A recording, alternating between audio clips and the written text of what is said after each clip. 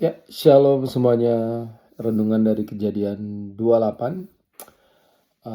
Ini melanjutkan ceritanya Yakub dan ini juga momen-momen terakhir Ishak. Ya, masih ingat Ishak adalah anak Abraham. Ya, dan Kejadian 28 ini sangat-sangat menarik. Ya, karena ini memang fokusnya tentang Yakub, di mana di sini kita akan terus uh, melihat bahwa Tuhan itu setia, bahwa sekalipun terhadap Yakub ya, yang kita tahu tingkah lakunya ya banyak sekali yang tidak berkenan di hadapan Tuhan ya. Dan nanti kita akan lihat bagaimana Yakub ini di Kejadian 28. Oke. Judulnya kalau di sini tidak ada tidak ada judulnya. Kemudian Ishak memanggil Yakub lalu memberkati dia serta memesankan kepadanya, katanya, janganlah mengambil istri dari perempuan Kanaan. Ya, ini juga yang dipesankan Abraham ya kepada hambanya untuk pergi ya ke kampung halamannya untuk cari pasangan hidup buat Ishak, dan ketemulah Ribka. Dan kali ini sama ya, Ishak memanggil Yakub untuk jangan sampai ya ambil istri orang Kanaan seperti abangnya Esau ya. Ayat 2. Bersiaplah, pergilah ke Padan Aram, ke rumah Betuel ayah ibumu, dan ambillah dari situ seorang istri dari anak-anak Laban. Laban ini abangnya Ribka, saudara ibumu. Moga-moga Allah yang Maha Kuasa memberkati engkau, membuat engkau beranak cucu, dan membuat engkau menjadi banyak, sehingga engkau menjadi kumpulan bangsa-bangsa.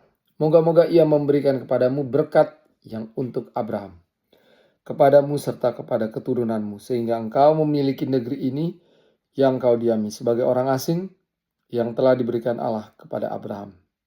Ayat 5, demikianlah Ishak melepas Yakub, lalu berangkatlah Yakub ke Padan Aram, kepada Laban, anak Betuel, orang Aram itu, saudara Ribka, ibu Yakub dan Esau. Ya, kita lihat sini, ayahnya Yakub, Ishak, ya, melepaskan Yakub ya untuk pergi ke kampung halaman ibunya ya, untuk ketemu dengan pamannya atau abang ibunya yang bernama Laban ya. Dan Ishak juga mengatakan kepada Yakub ya apa yang Tuhan katakan kepada Abraham ya, janji-janji Tuhan untuk Abraham ya. Dan Ishak memberkati kepergian Yakub ini ya.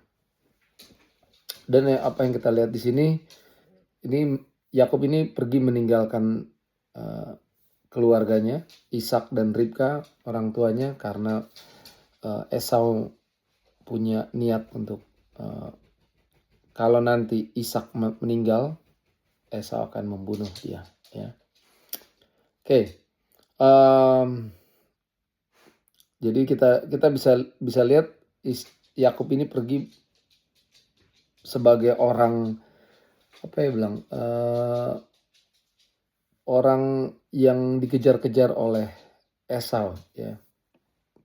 Dia pergi untuk lari gitu. Ketika Esau melihat bahwa Ishak telah memberkati Yakub dan melepaskannya ke Padan Aram untuk mengambil istri dari situ, pada waktu ia memberkatinya, ia telah memesankan kepada Yakub, janganlah ambil istri dari antara perempuan Kanaan. Dan bahwa Yakub mendengarkan perkataan ayah dan ibunya dan pergi ke Padan Aram. Maka Esau pun menyadari bahwa perempuan Kanaan itu tidak disukai oleh Ishak ayahnya. Sebab itu ia pergi kepada Ismail dan mengambil Mahalat menjadi istrinya, di samping kedua istrinya yang telah ada. Jadi ini istri ketiganya. Mahalat adalah anak Ismail, anak Abraham ya, adik Nebayot ya. Ismail ini kita tahu ya, ini abang tirinya Ishak ya. Jadi karena dia dengar orang tuanya nggak suka dengan perempuan Kanan, apalagi Esau sudah punya istri 2 dari orang Kanan ya. Nah dia kayak ngerasa bersalah, tapi biasalah. Penyesalan selalu datang terlambat dan dia mau mencoba membenarkan ya dengan apa yang orang tuanya anggap kesalahan karena udah memperistri orang-orang dari Kanan ya. Jadi tiba-tiba di sini kita bisa lihat Esau ini sangat peduli pada orang tuanya, pada peduli menyenangkan hati orang tuanya ya, sampai dia pergi ke anaknya Ismail ya. Anaknya pamannya berarti ini untuk ambil istri yang baru ya. Dan kita lanjut ya, mimpi Yakub di Betel. Nah ini seru nih ya. Ayat 10, maka Yakub berangkat dari Beersheba dan pergi ke Haran. Ia sampai di suatu tempat dan bermalam di situ karena matahari telah terbenam. Ia mengambil sebuah batu yang terletak di tempat itu dan dipakainya sebagai alas kepala, lalu membaringkan dirinya di tempat itu. Ya, kita lihat di sini ya Yakub berhenti dari perjalanannya menuju Padan Aram dan di situ dia tidur ya, pastinya capek, perjalanan yang nggak dekat, dan dia menggunakan batu ya sebagai bantal. Ya, saya nggak kebayang batu jadiin bantal, pasti sakit banget ya. Nah kalau kita lihat di sini ternyata waktu Yakub meninggalkan rumahnya dia nggak membawa banyak ya, nggak mempersiapkan segala sesuatunya untuk kalau di jalan dia capek, lelah ya. Bahkan dia menggunakan batu untuk jadi bantalnya ya. Jadi dia cuman bawa apa adanya lah ya. Beda dengan bapaknya Ishak ya, dan juga kakeknya Abraham ya. Mereka selalu pindah sana sini ya sebagai orang nomaden, tapi mereka itu bawa harta yang banyak, bawa hamba-hamba, ibaratnya pembantu-pembantunya, apalagi bapaknya Yakub ya. Semakin kaya ya, bahkan sampai Raja Abimelek dan orang-orangnya cemburu ya karena Ishak ini semakin kaya ya. Tuhan beserta dengan dia. Tapi kali ini Yakub kita lihat tidak seperti bapaknya, tidak seperti kakeknya yang sangat diberkati secara berlimpah-limpah ya. Jadi dia pergi meninggalkan rumahnya memang sendiri ya, seperti orang miskin ya. Dan ini memang kita tahu ya, kalau teman-teman udah pernah baca kejadian Yakub nantinya ya, dia nanti akan menjadi orang yang berbeda. Jadi kita lihat sini ini proses yang Yakub harus lalui ya, proses pembentukan Tuhan. Oke, ayat 12, maka bermimpilah ia, di bumi ada didirikan sebuah tangga yang ujungnya sampai ke langit.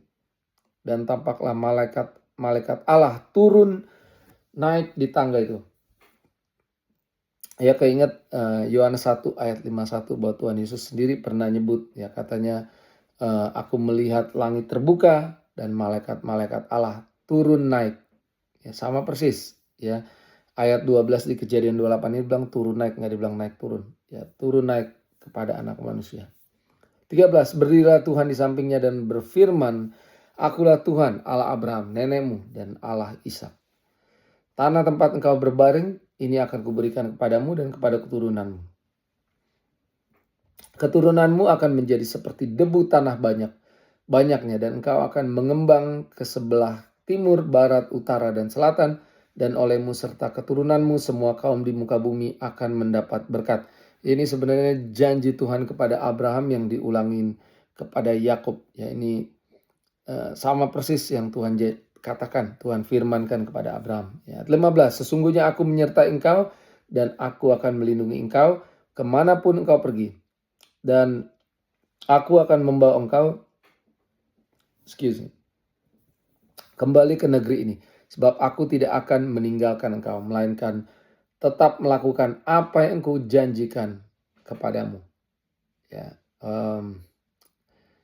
ya luar biasa, sekalipun kita udah tahu Yakub di pasal sebelumnya ya dia nipu bapaknya, dia ngakunya dia ini Esau, sekongkolan sama mamanya, dan kita lihat Yakub mencuri hak kesulungannya, curi berkat. Padahal Tuhan udah nubuatkan kepada orang tuanya waktu Yakub dan Esau dalam kandungan dalam kandungan mamanya, ya. Tapi mereka mencoba melakukan dengan cara mereka sendiri, ya. Dan di sini sekarang dia lari, ya. Dia seperti pelarian, ya. Tapi Tuhan nggak meninggalkan dia. Tuhan datang menghampiri dia.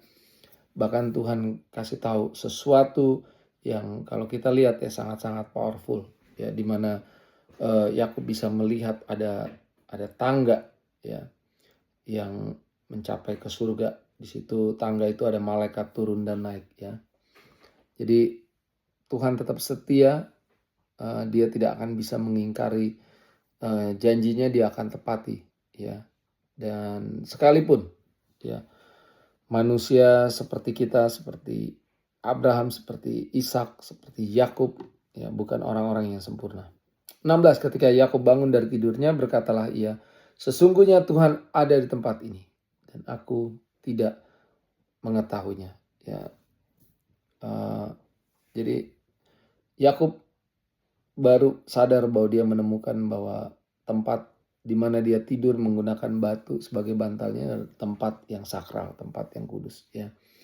Dan di sini kita bisa lihat, ya, bahwa hadirat Tuhan ada, ya, bersama-sama dengan Yakub, ya. Pada saat dia sadar, dia baru bisa merasakan, ya. Dibilang sesungguhnya Tuhan ada di tempat ini dan aku tidak mengetahuinya, ya. Saya yakin Tuhan selalu bersama-sama dengan anak-anaknya, ya. Kalau kita tidur, dia bersama-sama dengan kita, disuruhnya malaikat berkemah di sekeliling kita, ini luar biasa, ya. Dan ini yang juga Yakub alami, ya. Ia takut dan berkata, alangkah dahsyatnya tempat ini, ia tidak lain dari rumah Allah. Ini pintu gerbang sorga. Keesokan harinya pagi-pagi Yakub mengambil batu yang dipakainya sebagai alas kepala dan mendirikan itu menjadi tugu dan menuang minyak ke atasnya. Ia menamai tempat itu Betel. Betel ini artinya Beth itu rumah. El itu artinya Allah, rumah Tuhan.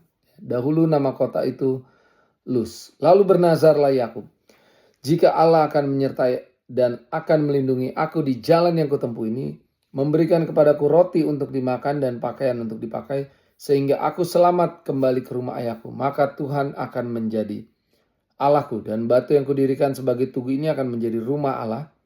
Dari segala sesuatu yang engkau berikan kepadaku akan selalu kupersembahkan 1/10 kepadamu. Ya, di sini kita lihat, ya, kalau Yakub bilang, kalau kamu berkati aku, ya, sertai aku, kasih aku roti, ya, untuk dimakan, pakaian semuanya, ya, kasih keselamatan sampai nanti kembali ke rumah ayahnya, maka Tuhan akan menjadi Allahku. Ya, dia ini nazar yang ada syaratnya, ya. Jadi ya siapa Yakub sebenarnya sampai dia main hitung-hitungan, ya, sama Tuhan. Kadang kita juga bisa seperti Yakub, main hitung-hitungan sama Tuhan. Tuhan, kalau saya lakukan ini sama Tuhan, baru nanti saya akan setia melayanimu, ya. Jadi luar biasa Yakub ini, ya. Memang dia tipu juga abangnya, bapaknya, ya. Sekarang dia lakukan hal yang sama, nego sama Tuhan, ya, bernazar dengan ada kondisinya, ada syaratnya, Ya, jadi ini bukan sikap penyerahan yang benar-benar sungguh-sungguh, ya. Sampai kita lihat negosiasi begini, ya. Oke. Dan kita tahu, ya, pasal ini sudah selesai, ya. Ini bagaimana proses Tuhan membentuk Yakub nanti akan berjalan terus, ya. Dan kita akan lihat sebenarnya Yakub ini nggak menjalani proses kehidupan yang sangat mudah, ya. Cukup berat, nantinya kita akan lihat, ya. Dan ya, saya rasa sih itu aja, ya. Apa yang saya dapat di sini, ya, menarik sekali. Tuhan lagi proses Yakub. Mungkin Tuhan juga lagi proses kita, ya. Teman-teman ada yang lagi diproses Tuhan saat ini, ya. Seperti Yakub yang mau coba melakukan dengan caranya, ya. Sekalipun Tuhan udah kasih tahu, ya, ini yang akan terjadi, bahwa Tuhan tuh akan setia, nggak pernah meninggalkan dia, memberkati dia luar biasa, jadi bangsa yang besar nanti keturunannya, ya. Itu janji-janji Tuhan, ya. Firman Tuhan penuh dengan janji-janji Tuhan. Tapi kadang kita bisa meresponinya seperti Yakub, ya. Tahu Tuhan akan pelihara kita, Tuhan akan menambahkan apa yang menjadi keperluan kita, ya. Tapi kita mau lakukan dengan caranya Tuhan, ya. Dengan caranya kita, dan kita nggak sabar menunggu waktunya Tuhan. Kalau bisa cepat semuanya, ya. Oke, itu aja kiranya lewat pembacaan dan renungan dari Kejadian 28 ini, ya, bisa jadi berkat untuk kita semua, dan sampai ketemu di Kejadian 29. Tuhan berkati.